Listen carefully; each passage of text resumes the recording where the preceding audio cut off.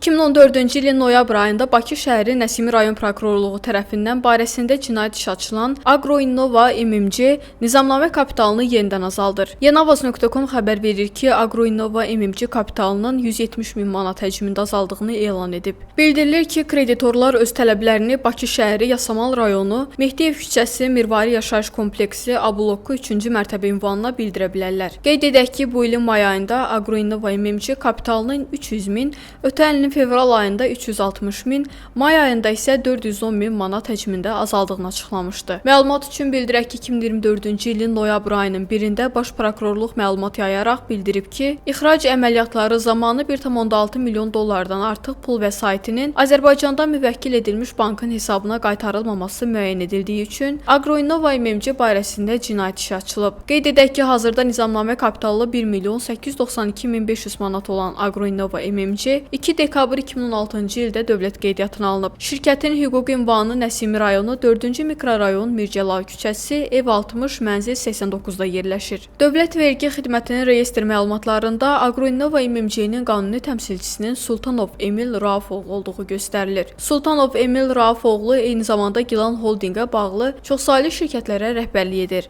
Həmin ünvanda qeydiyyatda olan çoxsaylı şirkətlərində Gilan Holdinqə bağlı olduğu məlumdur. Bu ünvanda qeydiyyatda olan Palas İnşaat MMC-nin rəhbəri Ağayev Laçın Şirvanoğlu həm də Gilan Satış MMC-nin rəhbəridir. Açıq mənbələrdəki məlumatlar isə göstərir ki, Gilan Holdinqə Fövqəladə Hallar Naziri Kəmaləddin Heydarovun oğlanları Talih və Nicat Heydarovlar rəhbərlik edib.